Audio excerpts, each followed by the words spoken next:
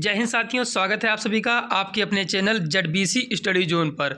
दोस्तों मैं आज आप सभी लोगों के लिए सीडीपी से यहाँ पर जो है क्वेश्चन लेकर आया हूँ और ये क्वेश्चन जो इम्पॉर्टेंट रहेगा वो सभी जो है यूपी टेट के छात्र जितने भी रहेंगे उनके लिए इम्पॉर्टेंट रहेगा, ठीक है। और जो भी छात्र रहेंगे सी टेट के उनके लिए भी इम्पॉर्टेंट क्वेश्चन ये रहेगा। पर मैं जो है आपको एक बात साफ साफ कर दूँ, ये क्वेश्चन जो है कुछ ज़्यादा इम्पॉर्टेंट रहेगा, ठीक है, यूपी टेट के लिए, ठीक है, क्योंकि इसमें जो है फैक्चुअल बेस्ड क्वेश्चन आते हैं, फैक्ट बेस्ड जो है क्वेश्चन आते हैं। बल्कि वहीं सीटेट की बात करें तो इसमें थोड़ा सा जो है पेडागोजी का जो क्वेश्चन रहता है थोड़ा सा क्या करता है, उसका लेवल जो थोड़ा सा पढ़ने वाला कर देता है, ठीक है। थोड़ा सा उसमें पढ़ना पड़ता है कि कौन सा आंसर सही हो जाएगा। बल्कि यूपी टेट की बात करें तो इसमें जो है फैक्ट बेस्ड पर जो है क्वेश्चन हमारे आते हैं। चलिए यहाँ पर क्वेश्चन देखते हैं। क्वेश्चन नंबर फर्स्ट यहाँ पर रहेगा, ब्लूप्रिंट निम्न में किसका महत्वपूर्ण घटक है। अब कह रहा है कि ब्लूप्रिंट जो होता है वो किसका इसमें से घटक हो जाएगा। ऑप्शन नंबर ए यहाँ पर दिया गया है परीक्षण अंकन का, ऑप्शन नंबर बी परीक्षण प्रशासन का, और ऑप्शन नंबर थर्ड यहाँ पर दिया गया है परीक्षण वैधता का, और ऑप्शन नंबर फोर दिया गया है परीक्षण निर्माण का। तो देखो ध्यान से, जो ब्लूप्रिंट होता है, ब्लूप्रिंट मतलब ये होता है, ध्यान से देखो, इसका मतलब ये होता है कि जो है एक खाका तैयार करते हैं परीक्षा से पहले कि बच्चों को जो है किस प्रकार का क्वेश्चन दिया जाए, कितनी इसमें जो है एमसीक्यू रहेंगे, कितने जो है इसमें फिल इन द ब्लैंक रहेंगे, और कितने जो इसमें जो है ट्रू फॉल्स क्वेश्चन रहेंगे। तो इसको बोलते हैं क्या, ब्लूप्रिंट बोलते हैं, ठीक है। तो इसको बोलते हैं, इस क्वेश्चन के जो हमारा राइट आंसर हो जाता है वो हमारा जो है ऑप्शन नंबर फोर यहाँ पर राइट आंसर हो जाएगा, टेस्ट कंस्ट्रक्शन। टेस्ट कंस्ट्रक्शन यही होता है हमारा ब्लूप्रिंट, ठीक है। नेक्स्ट क्वेश्चन यहाँ पर देखें, क्वेश्चन नंबर यहाँ पर रहेगा आपके लिए सेकंड, विकास की पूर्व संक्रिया अवस्था निम्न में से किसने दिया। इसमें pre operational stage is the stage of development propose by, कह रहा है प्री ऑपरेशनल स्टेज जो है कौन दिया था। ऑप्शन नंबर ए यहाँ पर जो दिया गया है स्किनर भाई साहब, option number second Kohler, option number third दिया गया है प्याजे, और ऑप्शन नंबर फोर दिया गया यहाँ पर ब्रूनर। तो देखो ध्यान से, जो प्री ऑपरेशनल स्टेज जो देने वाले थे, यानी कि पूर्व संक्रिया अवस्था जो देने वाले थे, वो कौन थे, हमारे प्याजे भाई साहब थे, ठीक है। इन्होंने जो है सबसे पहला जो स्टेज दिया था वो हमारा क्या था, सेंसरी मोटर स्टेज हमारा जो है सबसे पहला स्टेज था। उसके बाद हमारा क्या था, उसके बाद हमारा जो यही स्टेज था कौन सा, प्री ऑपरेशनल। और इसके बाद जो हमारा स्टेज था वो हमारा क्या था, यहाँ पर देखिए ध्यान से, कॉन्क्रीट स्टेज है। और इसके बाद हमारा कौन सा है, फॉर्मल बोल दो, या इसी को जो है एब्स्ट्रैक्ट स्टेज बोल दो, ठीक है। तो इस क्वेश्चन के लिए ऑप्शन नंबर यहाँ पर जो है थर्ड यहाँ पर राइट आंसर हो जाएगा, प्याजे। नेक्स्ट क्वेश्चन देखेंगे, क्वेश्चन नंबर आपके लिए रहेगा question number third, MPPI is a test use to measure which of the following, ठीक है। कह रहा है कि MPPI परीक्षण का उपयोग निम्न में किसके मापन में किया जाता है। तो MPPI जो टेस्ट होता है वो जो है किसके मापन में करते हैं, तो हम पर्सनालिटी को करते हैं, व्यक्ति। ऑप्शन नंबर फोर यहाँ पर राइट आंसर हो जाएगा। नेक्स्ट क्वेश्चन देखेंगे, क्वेश्चन नंबर आपके लिए रहेगा यहाँ पर, क्वेश्चन नंबर यहाँ पर है फोर, अधिगम हेतु निम्न में क्या सर्वाधिक आवश्यक है। अब कह रहा है कि भैया अधिगम के लिए, यानी कि लर्निंग के लिए जो है इसमें से कौन सा सबसे ज़्यादा एसेंशियल है। तो हमारा क्या हो जाता है, मोटिवेशन। अगर आपको जो है अभिप्रेरणा मिला रहेगा, ठीक है, अभिप्रेरणा मतलब ये होगा कि हमको जो है किसी चीज़ की नीड है तो अपने आप मोटिवेशन जो है आ जाता है अंदर से। जैसे किसी को अगर IAS बनना होता है तो ठीक है, उसमें उसको जो है अपने अब अंदर से मोटिवेशन आता है कि हमको IAS बनना है, तो ज़्यादा वो जो है लर्निंग जो है वहाँ पर जाता है जो है हमारा एसेंशियल हो जाता है, ठीक है। अंदर से एक फीलिंग आती है कि हमको भाई ये सब करना है, ठीक है। ऑप्शन नंबर फोर यहाँ पर राइट आंसर हो जाएगा, मोटिवेशन। नेक्स्ट क्वेश्चन यहाँ पर देखेंगे, the period of infancy would is, इनमें से जो है कौन सा शैशवकाल का समय है। तो ऑप्शन नंबर थर्ड यहाँ पर राइट आंसर हो जाता है, जन्म से 2 वर्ष तक, इसी को बोलते हैं क्या, शैशवकाल का अवस्था बोलते हैं, समय बोलते हैं। नेक्स्ट क्वेश्चन नंबर 6 है, पूर्व अनुभव के आधार पर संवेदना को अर्थ प्रदान करना कहलाता है। तो पूर्व अनुभव के आधार पर जो हमको संवेदना का जहाँ पर जो अर्थ हो जाता है उसको बोलते हैं क्या, परसेप्शन बोलते हैं। ऑप्शन नंबर सी यहाँ पर राइट आंसर हो जाएगा, प्रत्यक्षीकरण उसको बोलते हैं, ठीक है। नेक्स्ट क्वेश्चन देखिए, क्वेश्चन नंबर आपके लिए यहाँ पर रहेगा 7, सीखने में प्रयास व भूल के सिद्धांत का प्रतिपादन किसने किया था।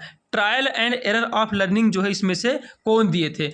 तो हम जानते हैं trial and error of learning जो दिए थे वो हमारे कौन थे, थॉर्नडाइक थे। ऑप्शन नंबर सेकंड यहाँ पर राइट आंसर हमारा हो जाता है, थॉर्नडाइक भाई साहब। क्वेश्चन नंबर आपके लिए रहेगा 8 रहेगा, औसत बुद्धि वाले बालक का बुद्धि स्तर होता है, IQ level of average intelligence का पूछ रहा है, ठीक है। कितना होता है आपसे पूछ रहा है, कितने से लेकर कितने के बीच में होता है। तो जो औसत वाले होते हैं वो 90 से लेकर 109 तक होता है। ऑप्शन नंबर सेकंड यहाँ पर राइट आंसर हमारा हो जाता है। नेक्स्ट क्वेश्चन रहेगा, निम्न में कौन तरल क्रिस्टलीय बुद्धि के प्रतिमान के प्रतिपादक थे।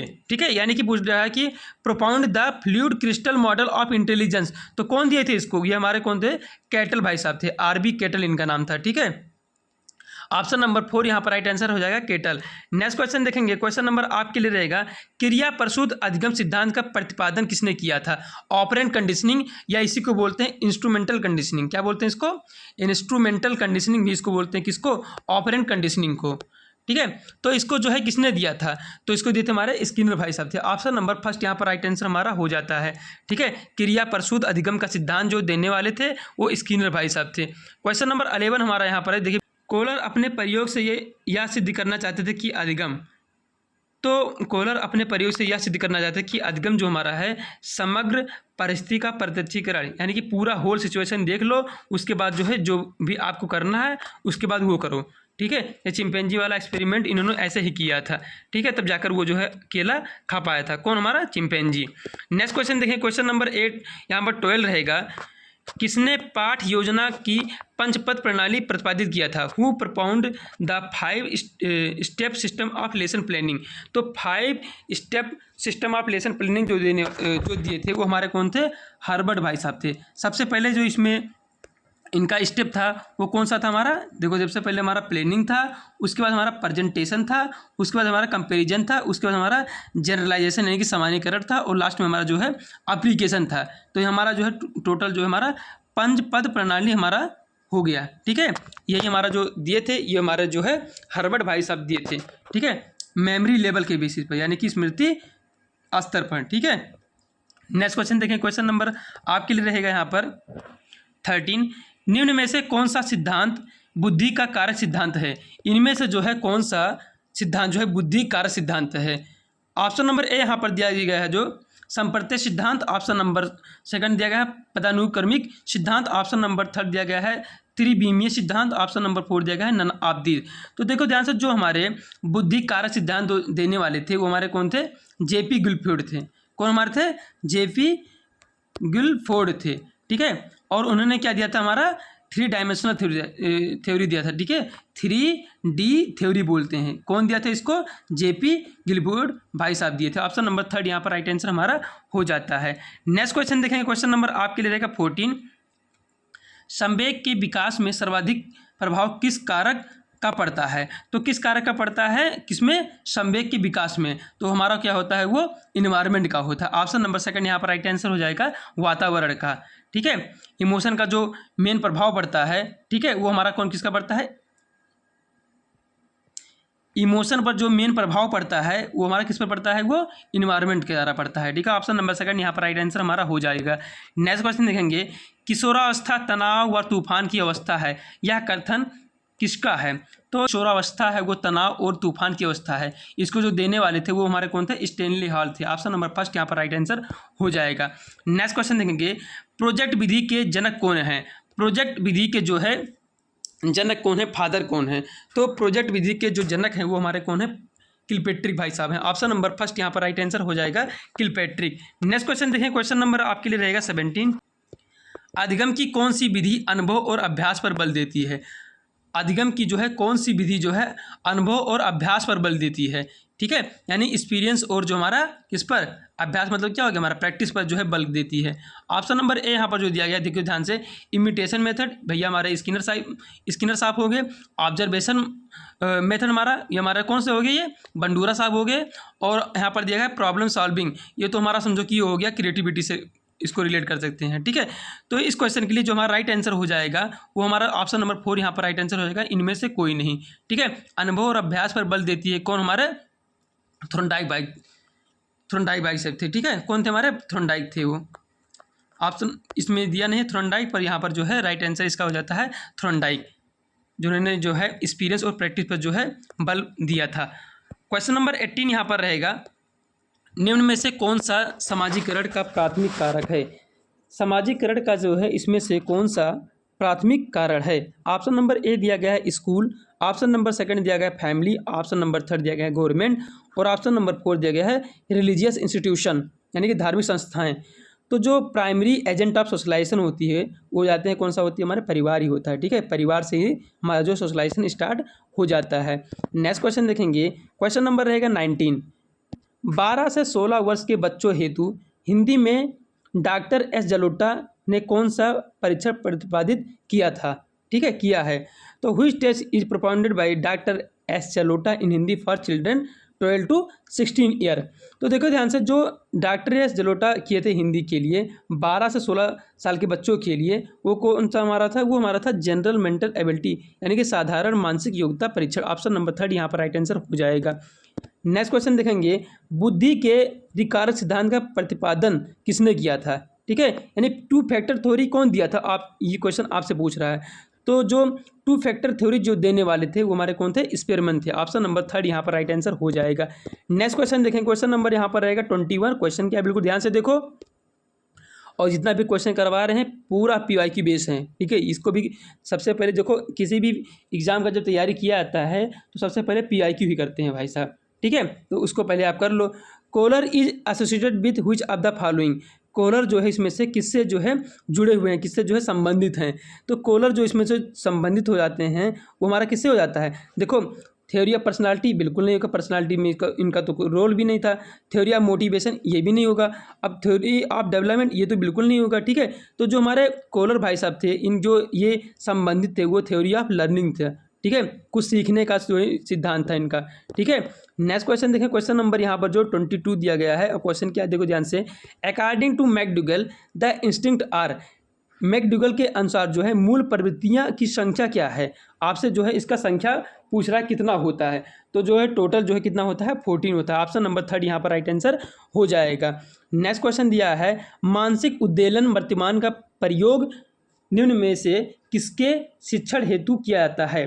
Brain storming model of teaching is use to improve which of the following?